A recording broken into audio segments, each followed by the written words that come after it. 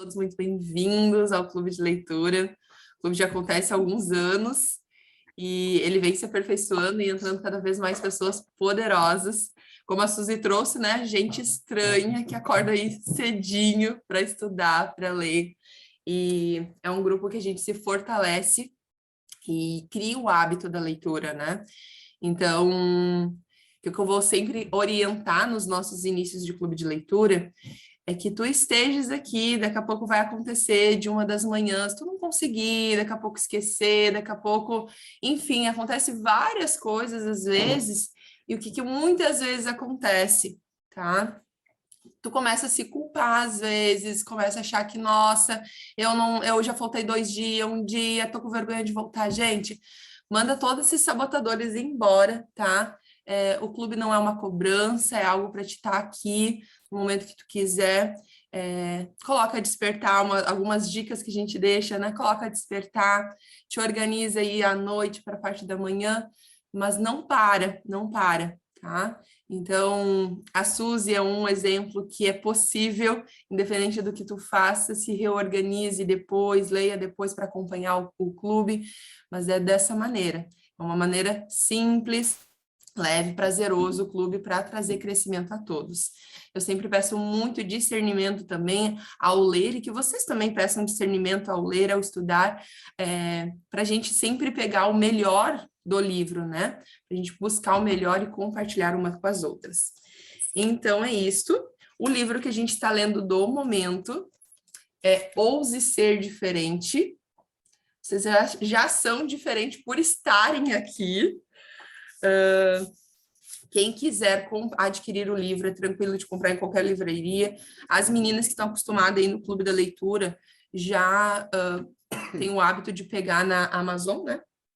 Também. Na Amazon, que vem mais em conta, é rápido, chega rápido, nas Americanas também, tá? Para poder estar marcando, rabiscando, escrevendo, anotando e compartilhando.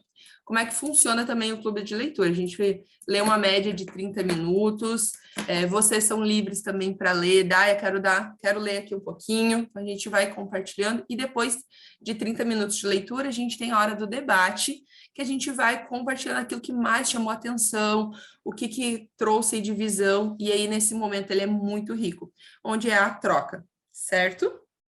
Alguma dúvida, gente? Temos sorteio também, né, Suzy? Para acontecer hoje. Acredito que é hoje que a gente vai fazer aí, pegar os nomes e tudo mais, para estar fazendo sorteio de um dos livros, tá? Então, quem já tem o livro vai poder daqui a pouco, se a pessoa já tem o livro, vai ter aí crédito para o próximo livro, tá? Ou se daqui a pouco não tem este livro, já vai ganhar o livro aí para começar a leitura. Suzy, quer compartilhar algo para iniciarmos? Não, desejo uma boa leitura. Estou muito feliz, Naya, com todo esse grupo maravilhoso que está aqui conosco. Vocês fiquem à vontade para interagir. Alguns conversaram comigo no privado. Mas é o horário que eu estou saindo, que eu estou me organizando. Eu vou colocar os fones, né? Fiquem à vontade. Eu mesma já estou com a roupa de trabalho, que hoje eu volto das minhas férias e volto ao trabalho. Então, cada um vai ter a sua rotina, tá? Fiquem bem à vontade para ouvir no carro, para continuar ouvindo, tá? E para interagir depois no grupo. Lá no grupo vocês podem, não consegui falar, compartilhar oralmente ali no momento de troca, coloca a sua impressão depois ali no grupo do WhatsApp, nesse grupo onde a gente se reúne, e faça a sua participação de qualquer forma, tá? Que seja rico entre nós. Nós estamos trazendo muitas coisas, né, que nós vamos compartilhar. O que vai enriquecer a nossa leitura, na verdade, são as nossas experiências que vêm depois. Então, que cada um possa ter essa disposição de trazer e enriquecer a nossa leitura com a sua visão das coisas. Perfeito. É isso que torna tão rico, a visão de várias pessoas sobre uma leitura diária. Então tá, então ouse ser diferente, como a diferenciação é a chave para se reinventar nos negócios, relacionamentos e vida pessoal. Vou iniciar a leitura aqui, depois de alguém já vai continuando. O mundo não precisa de outra cópia. Ele precisa que você seja você. Ei, o que você pode esperar? Este é um livro diferente. Está ficando claro nesses últimos anos que estamos enfrentando uma profunda crise. Não é uma crise somente financeira, ou de segurança, ou de liderança. É uma crise de autenticidade. Estamos mergulhados em pessoas mais do mesmo, empresas mais do mesmo, ideias mais do mesmo. E elas não são, nem de perto, qualificadas para resolver os problemas que estamos enfrentando no planeta. Aqueles que deveriam ser nossas maiores inspirações perderam sua essência. Produzem o que vai vender, não o que vai transformar. Isso é muito grave. Nesses últimos 20 anos em que venho liderando o movimento de diferenciação, ficou claro que as maiores barreiras das marcas que ajudo são mentais, não físicas. Quando você muda algumas coisas simplesmente em sua mente, as demais passam a fazer sentido. Quando você sabe o que procurar, as respostas começam a aparecer. Este livro foi escrito abordando as bases para te transformar em um agente de transformação. Ele é o resultado direto das dificuldades mais comuns. Depois de tantos anos ajudando pessoas a pensar diferente, e quais são as soluções que podem ajudar você a remover essas barreiras? É um livro para ser lido por empresários, mas também por sua equipe, por pessoas que já vivem sua missão, ou por quem quer fazer algo, mas não sabe onde começar. Ele fala de como buscar um eu mais elevado para poder ter inspiração necessária para criar as soluções que ainda não existem. Minha meta é que você tenha pelo menos uma grande ideia, que faça muita coisa que já está na sua mente fazer sentido. Não é sobre trazer mais informação, mas sobre ajudar a ver o velho de um jeito novo, inédito, diferente. Se ao ler isso, você sentiu algo diferente no peito, leve este livro para casa. Nós precisamos conversar. Que felicidade poder ter junto comigo nessa jornada.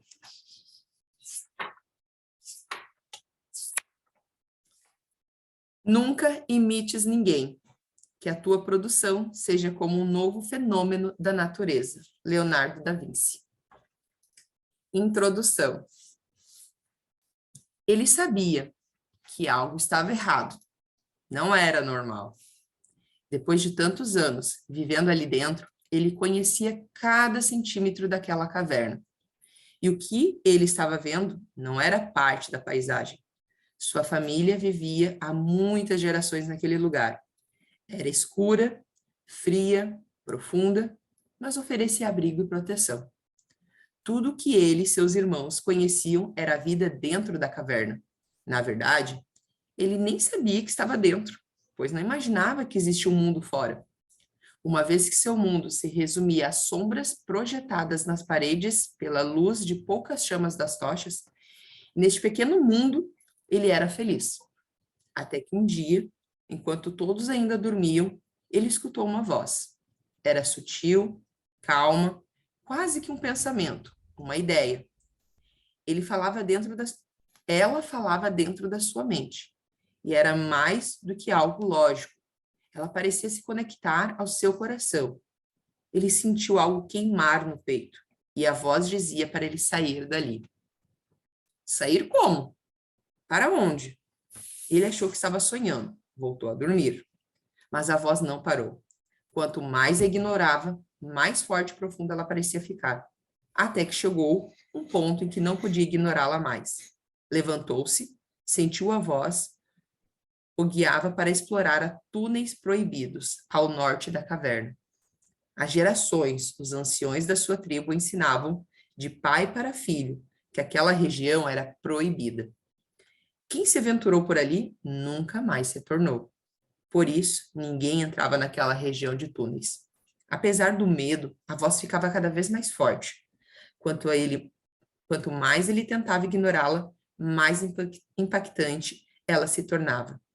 Não de uma forma assustadora, mas persuasiva. A voz parecia ter certeza do que estava falando, mesmo que ele não entendesse o motivo.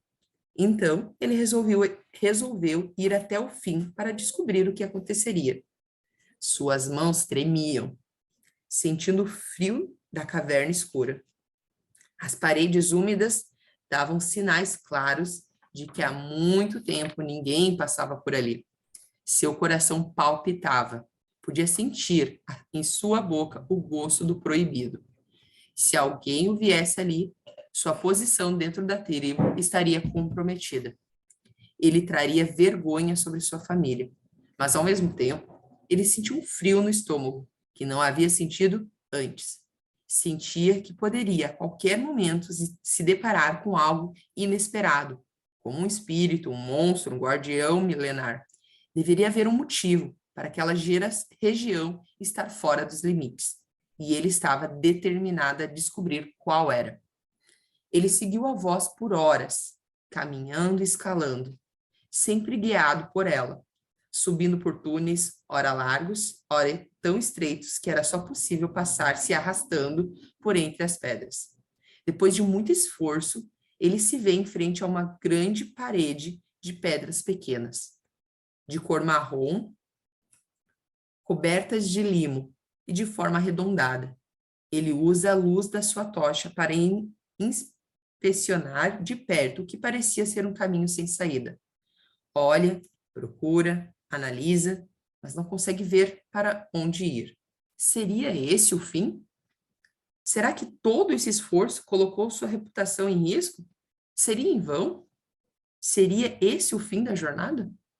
Então, ele sente, de forma sutil, quase imperceptível. Ele nota que algo tocou seu rosto. Não era algo físico, como uma mão humana. Era parecido com água, mas ainda mais leve. Não podia ser visto, mas definitivamente poderia ser sentido. Seu corpo inteiro se arrepiava. Nunca havia sentido algo assim. Não sabia explicar, mas era real. Pela primeira vez, ele sentiu o toque do vento, mesmo que ele não soubesse dar nome àquilo. Não havia nada do tipo na caverna, mas a sensação era incrível. De onde viria? Ele decide descobrir a origem daquela força invisível. Examinando mais de perto, percebe que uma das paredes parecia estar mais limpa do que as demais, como se estivesse ali há menos tempo. Usando sua tocha, ele tenta mover a pedra, e com algum esforço ele começa a se mexer. Lentamente. Animado com seu progresso, ele coloca ainda mais força. Estava determinado a ver o que tinha atrás daquela parede, usando cada fibra de seu ser, com seus dedos e unhas firmemente inseridos em volta da pedra. Ele começa a movê-la de um lado para o outro. A cada movimento lateral, a pedra se solta um pouco mais. Ele continua, até que ela começa a deslocar-se, afastando-se das outras. Seus braços começam a fraquejar. No momento em que achou que não teria mais forças, ele soltou um grito que vinha de dentro de sua alma. A pedra cede, e o que ele vê quase não pode ser descrito em palavras. É como se o brilho de 1000 tochas entrasse por aquele espaço. Ele leva em vão a mão à frente do rosto. A luz que entra é tão forte que os seus olhos ficam temporariamente cegos. Ele não vê nada. Teria despertado a fúria dos deuses? Teria morrido e estava seguindo o túnel de luz que leva ao mundo dos espíritos, assim como contado incontáveis vezes por seus anciões? Ele respira fundo, aguarda. A voz dentro da sua cabeça nada diz. Aos poucos, lentamente, sua visão começa a voltar ao normal. Ele se levanta, arrastando-se em direção à luz. E o que ele vê quase o convence de que ele estava em outro mundo. Ele nota que estava num lugar bem alto, e de lá consegue ver muitas coisas que nem saberia por onde começar a explicar. Ao fundo, nota outros montes de pedras tão gigantes, com algo branco em seu cume. Aquilo que parece ser tinta branca, conforme vai descendo pelos gigantescos montes de pedra. Parece se tornar líquido, muito parecido com água que ele bebe dentro da caverna. Mas, em vez de escorrer pelas paredes, O que ele vê é uma corrente enorme e esverdeada, que vem se entrelaçando pelo desfiladeiro, até se perder de vista. E por falar em cor, como descrever o azul acima de sua cabeça? É como se as pedras usadas por seu xamã para curar doenças e dores, mas de um brilho tão profundo que cobre tudo que ele pode ver olhando para cima. Ele fica sem palavras. O que seriam aqueles seres correndo em bandos lá embaixo? Andam sobre 4 patas e parecem correr muito velozmente, muito mais do que um homem saudável de sua tribo é capaz. Ele nota outros animais voando acima de sua cabeça, muitos tipos diversos, várias cores, tamanhos e formatos. Ele sente um calor tão amigável como se o abraço de sua mãe pudesse envolver todo o seu corpo. Instintivamente, eleva o rosto e nota que no meio do grande azul que cobre havia uma grande fonte de calor. É como se uma tocha circular queimasse, suspensa no ar, muito, muito distante. Mas essa chama não soltava fumaça, nem precisava de ninguém para segurá-la. Ela estava ali, compartilhando seu calor com tudo que existia, tão longe quanto seus olhos eram capazes de enxergar. Então ele se lembra de sua família. Eles precisam ver isso, precisam saber que existe algo tão incrível, tão diferente, tão imenso. Tomado pela empolgação, dá meia volta e entra novamente pela passagem. Durante o regresso, ele só imagina a alegria que sua tribo irá sentir quando vir a chance de conhecer tudo aquilo. Depois de algumas horas, chega de volta à sua tribo, dentro da caverna. Em uma mistura de cansaço com euforia, suas palavras não conseguem acompanhar seus pensamentos. A situação atenção de muitos. Quase se aproximam para tentar entender o que estaria acontecendo. Ele tenta explicar, mas percebe que as palavras que conhece não fazem jus ao que ele viu. Tenta explicar o manto azul que cobre tudo que vê. Tenta explicar a camada de tinta branca que parece derreter do topo dos montes e que vira água, mas que não escorre das paredes como na caverna, mas corre livre ao alcance de todos. Tenta falar dos animais que cresceu apenas vendo como desenhos nas paredes, e como existem muitos formatos e formas. Tenta explicar a redonda tocha flutuante que queima sem precisar ser alimentada. Quanto mais ele fala, mais percebo o quão confusas as pessoas ficam. Elas fazem muitas perguntas, mas ele não tem as respostas. O que ele narra parece um sonho, uma alucinação. Nada disso era possível dentro da realidade da tribo. De onde ele tirara tantas ideias e coisas impossíveis? Estaria ele adoecido ou tomado por um espírito maligno? As pessoas começam a rir, enquanto um grupo acha muito engraçada a possibilidade da existência de um teto azul que não fosse de pedras. Outro grupo começa a se sentir ofendido. Algumas pessoas mais exaltadas tentam agredi-lo, dizendo que ele havia despertado a ira dos deuses e que agora todos ali corriam perigo de ser amaldiçoados como ele. Os anciões se reúnem para decidir o que fazer com o jovem. Ele tenta explicar que, apesar de não ter todas as respostas, existia um mundo incrível para além daquelas cavernas.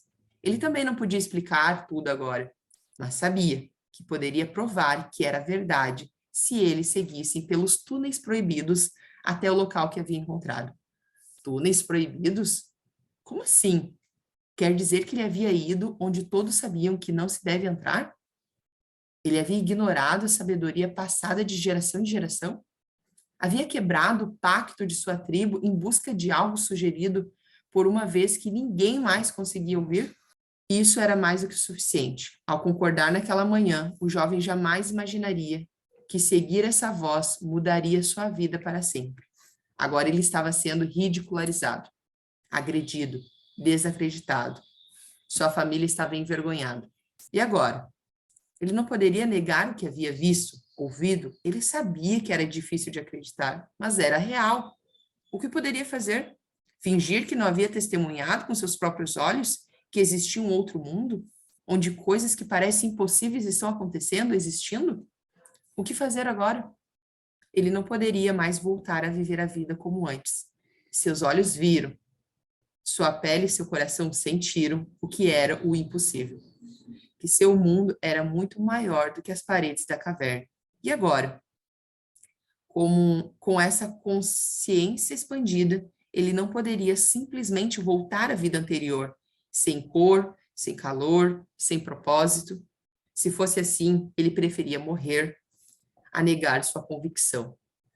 Os anciões chegam a uma decisão.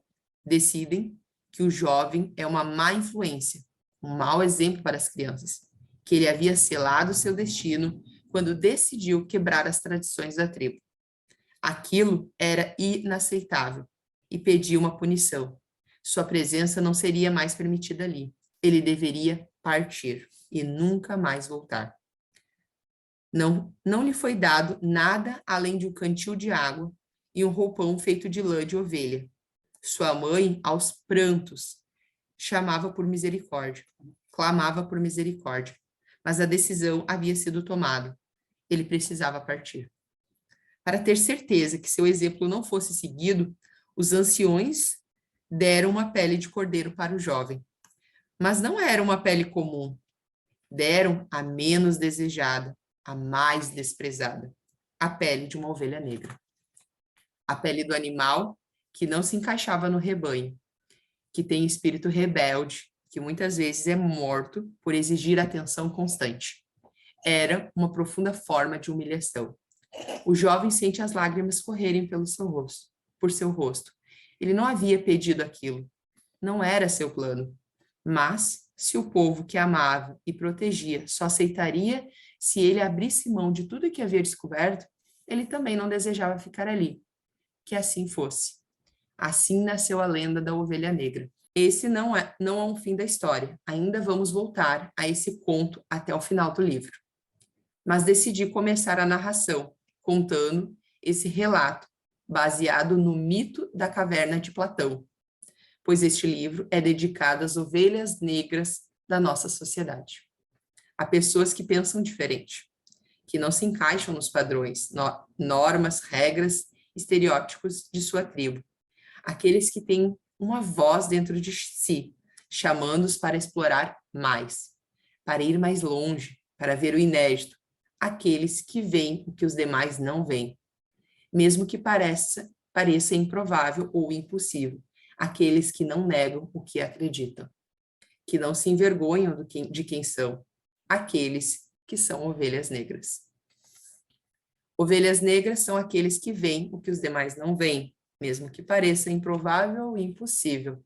São aqueles que não negam o que acreditam e não se envergonham do que são. As ovelhas negras. Em 1825, ir a um hospital era um horror. A sala cheirava fortemente a urina, fezes e outros fluidos corporais. Os médicos trocavam de um paciente para o outro sem trocar a roupa, quase sempre com as mãos em instrumentos sujos com sangue de várias pessoas.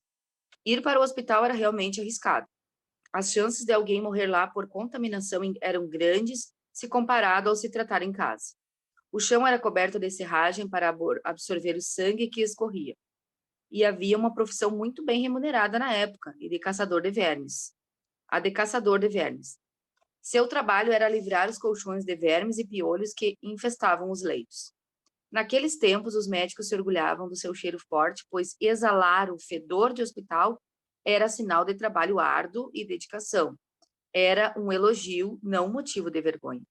E era tudo normal. Até que um médico húngaro chamado Ignaz Semmelweis começou a pensar que deveria haver um jeito melhor de tratar as pessoas. Ele observou que muitas vezes os médicos saíam da autópsia de um cadáver diretamente para tratar de um paciente, e que isso poderia ter alguma relação com altíssimo índice de fatalidade, até que concluiu que as mãos sujas poderiam estar relacionadas às mortes dos pacientes. E teve uma ideia maluca. Implementou um sistema de lavagem de mãos em uma solução de cloro e sal, e orientou os médicos a fazerem isso entre cada atendimento. O resultado foi assustador. A taxa de mortalidade caiu de 18% para 2% em apenas 30 dias. Ele não sabia explicar exatamente o motivo. Levaria ainda vários anos até Louis Pasteur comprovar a existência de seres tão pequenos que são impossíveis de serem observados, chamados germes. Inclusive, aqui em Santa Maria tem um laboratório chamado Pasteur, de laboratórios de análises clínicas. Deve ter alguma lógica, quem sabe. Sim. Mesmo assim, a obsessão de Semmelweis por hospitais mais limpos iniciou um movimento de exigência por hospitais e médicos limpos, diferentemente do que a cultura venerava à época. Eventualmente, ele causou tanto incômodo que foi boicotado pela classe médica local por suas ideias extremistas. Perdeu o emprego, foi perdendo o prestígio e acabou entrando em depressão. Morreu alguns anos depois em um manicômio em uma camisa de força. Ele tinha 47 anos. Um homem à frente do seu tempo, Semmelweis era uma ovelha negra, movido por uma convicção interna inabalável. Seguiu sua intuição mesmo com a desaprovação e resistência do padrão instalado na época. 5 fases que fizeram Ignaz Semmelweis se tornar uma ovelha negra. Coragem para mudar, não conformado com os resultados da medicina na época, foi testar algo novo.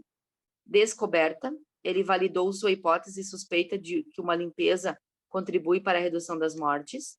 Generosidade, iniciou um movimento informando médicos sobre sua descoberta. A ameaça, incomodou a classe médica da época e sofreu boicote. E expulsão, perdeu emprego e prestígio. Não mudou a classe toda, mas sua curiosidade e coragem inspiraram outros médicos a pesquisar e estudar sua teoria. Seu impulso resultou em avanços incríveis na área da saúde. Agora, deixa eu te contar outra coisa. Em 1950, a segregação racial era legalizada nos Estados Unidos. Você, se fosse branco, poderia se recusar a servir um cliente negro e não entrar num ônibus se lá houvesse uma pessoa negra.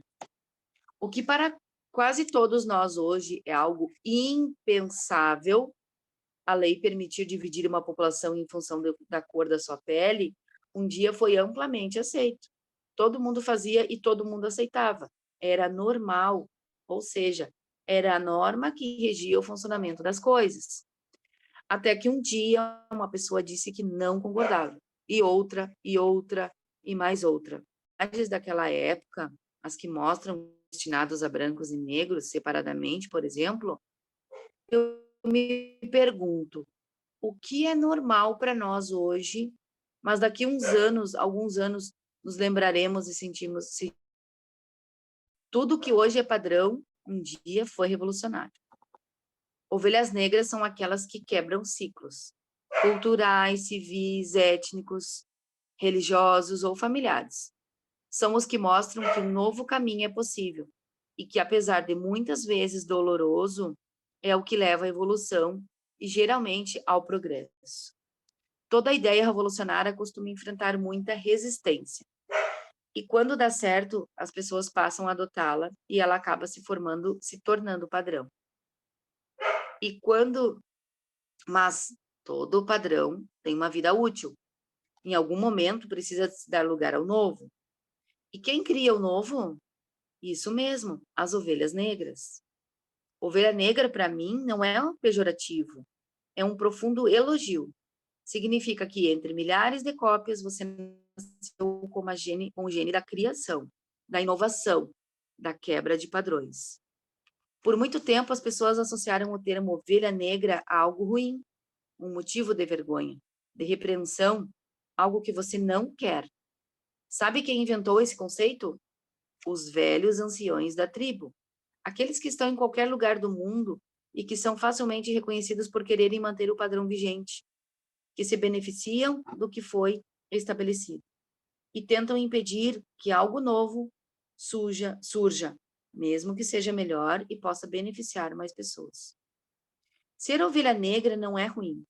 Não permitamos que eles consigam manter essas amarras mentais que nos impedem de ser quem nascemos para ser. Se você gosta de ter novas ideias sobre como fazer as coisas, existe uma grande chance de você ser uma ovelha negra. Se você se sente incomodado com algo no mundo e busca uma forma de corrigir isso, existem grandes possibilidades de você ser uma ovelha negra. Mas como saber se você é uma? Eu gosto muito como Bert Hellinger via essas pessoas. As chamadas ovelhas negras da família são, na verdade, caçadoras natos de caminhos de libertação para a árvore genealógica. Os membros de uma árvore que não se adaptam às normas ou tradições do sistema familiar, aquelas que desde pequenos procuram funcionar as crenças, indo na contramão dos caminhos marcados pelas tradições familiares, aqueles criticados, julgados e até mesmo rejeitados, geralmente são as ovelhas negras que libertam a árvore de histórias repetitivas que frustram gerações. As ovelhas negras que não se adaptam se rebelam, cumprem um papel básico dentro. Elas se reparam, apanham e criam algo novo e desabrocham rumos na árvore. O dia é terra fértil. Sua loucura é água que nutre, fogo que volta a acender o coração dos ancestrais. Intocáveis desejos reprimidos, sonhos não realizados, talentos frustrados de nossos ancestrais se manifestam na rebeldia dessas ovelhas negras em busca de realização, e que torna o trabalho das nossas ovelhas difícil e conflituoso. Quem traria novas flores para nossa árvore, novos ramos? Você não descobre um novo continente, se não arriscar a enfrentar os gigantescos oceanos primeiro. Sem elas, os sonhos não realizados daqueles que sustentam a árvore de gerações atrás morreriam enterrados sob as suas próprias raízes. Que ninguém te faça duvidar. Cuida da tua raridade, como a flor mais preciosa da sua árvore. Você é o sonho de todos os seus antepassados.